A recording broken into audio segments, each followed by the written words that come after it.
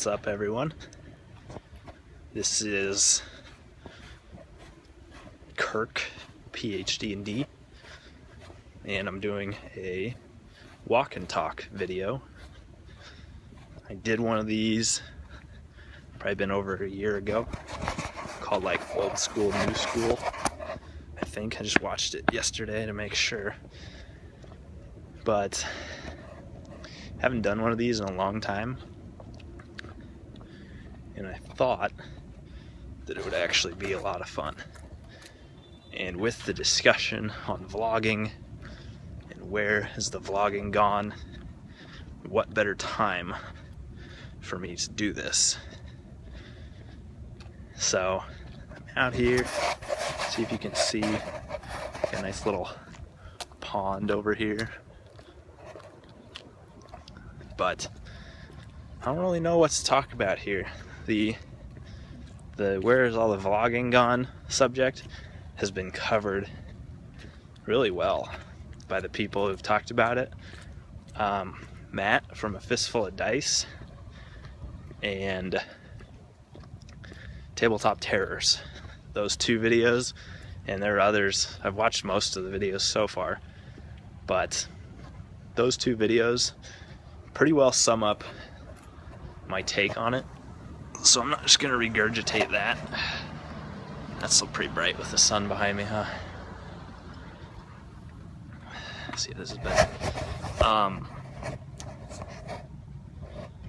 So yeah, in this video, basically the vlogging for me I missed it. Even before this topic came up like a week or two ago, I put out a new series called Wake Up and Smell the Dice. And it's only a series because I planned on doing it a lot. And because that Wake Up and Smell the Dice is like the first thing I thought of to call the video, and I thought that would make for just a good little series. But the reason I made that series is because I wanted more of that vlogging style, more of that personal style, and that's why I also chose to do it in the style of Jason from Dark Age of, a roleplay game. When he was making videos, he was way up close, and it was really personal. It was off the top of the head, and it was just about what I'm doing in gaming, what's going on. And I missed that, and I wanted to put that back, and that's what Wake Up and Smell the Dice was. And it's what it's going to be. It's not gonna change. The problem with vlogging for me is that if I don't have a clear topic in mind, it ends up like this video, where it's really rambly and there's a lot of gaps. But at the same time, isn't that the point? Isn't that the point, that it's just off the top of your head? It's whatever you're thinking. It's organic. It's raw. It's not rehearsed. I don't rehearse any videos. I don't have a script for any, but usually I have a clear topic in mind that I have thought about a lot and thought about how I'm going to present a lot.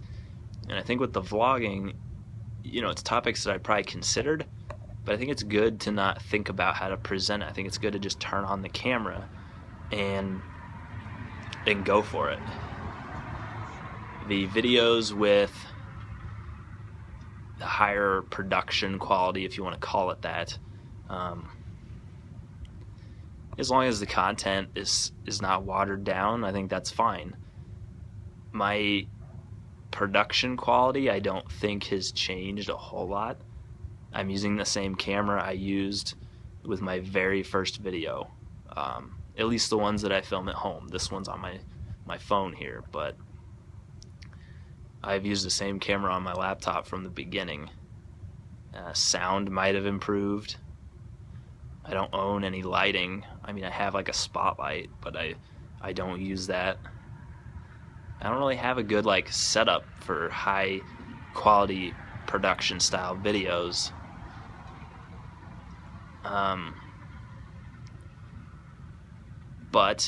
And I've tried like intros, outros, whatever they're called. I had a new outro recently, but to tell you the truth, I don't know if I'm going to use it a lot, just because it doesn't add anything to the actual content, you know? It doesn't add anything for you, for the user, or for the viewer, the user, whatever. Whoever's accessing the video, it doesn't do a whole lot for you.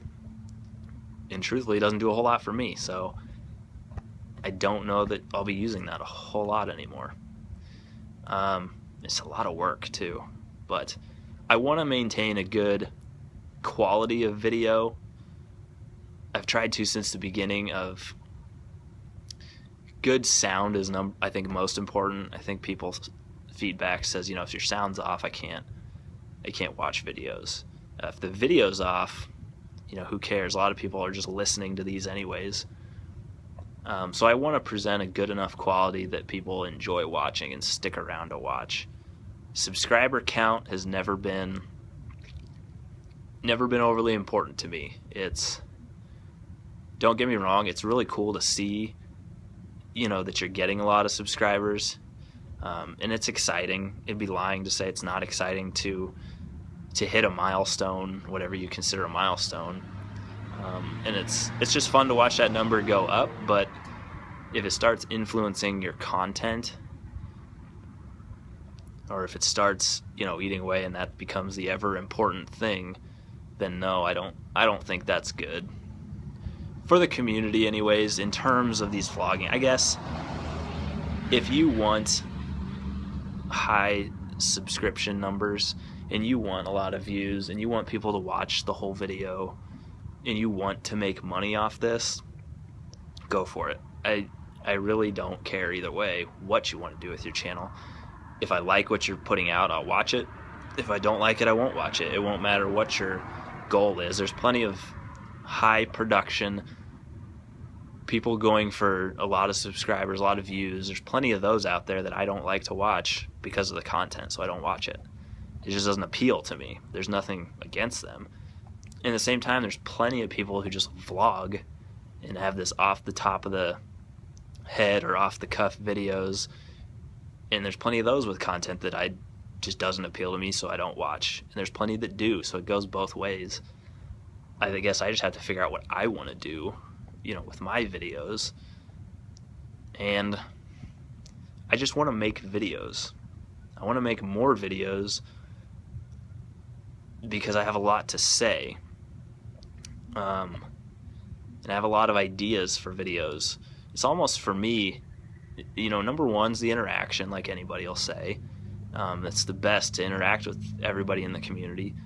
But at the same time, for me, it's a way, when I make certain videos, it almost helps my thought process with whatever the topic is.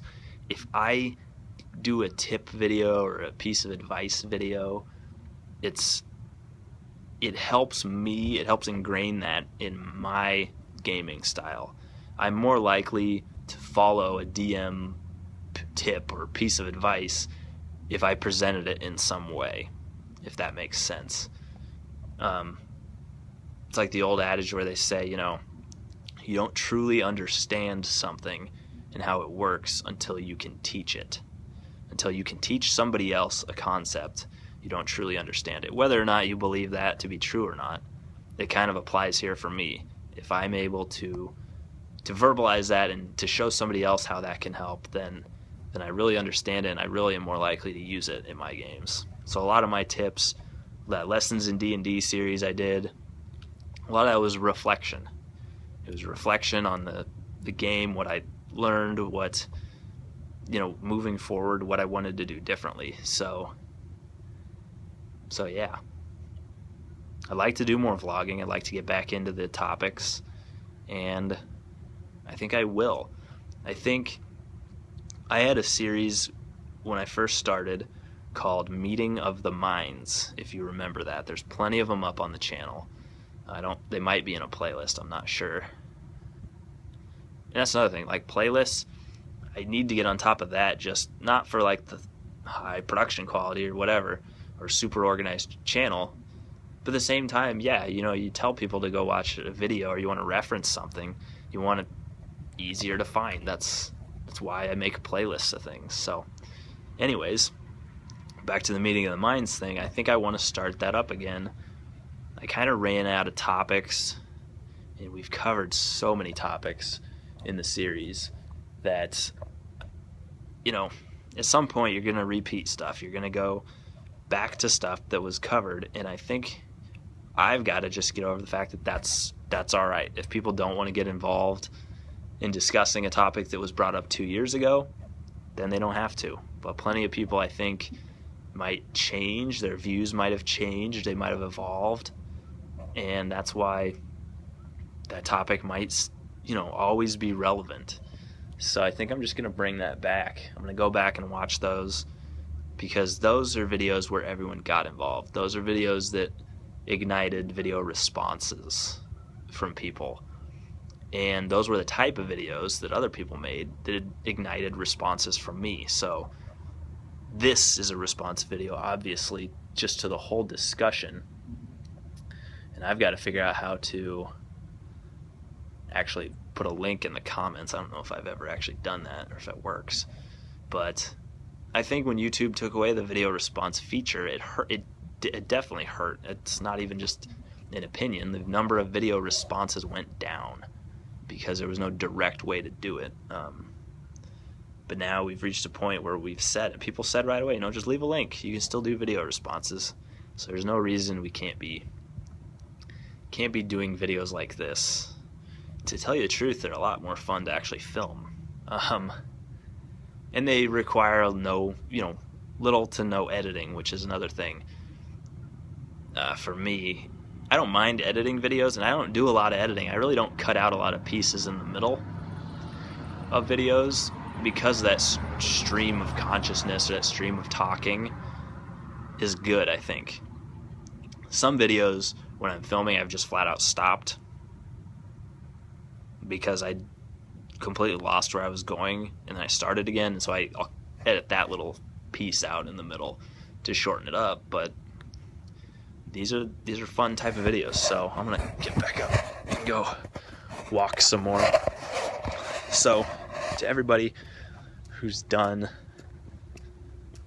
you know, everybody's gotten involved in this vlogging thing, in this where have all the vlogs gone, you know, your opinion on, you know, bringing them back, the opinion on high production quality, it's what I'm calling it, versus, you know, just a standard vlog. Thank you. I just want to say thank you to everyone who brought those up, because without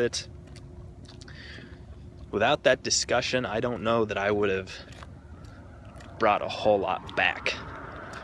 I would have continued, like I said, with the wake up and smell the dice videos, because I did want some vlogging. I wanted that type of personal video, but I think now I'll do more than that to try to bring those back and to try to respond to some of these topics when I can.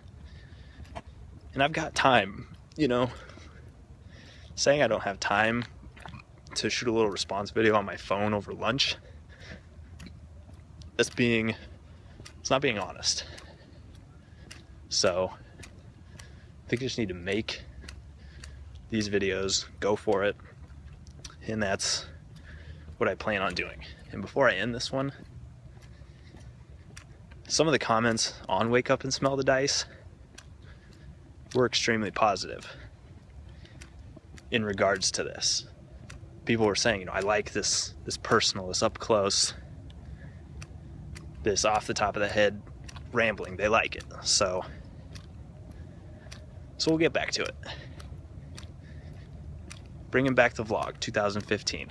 Thanks, everybody.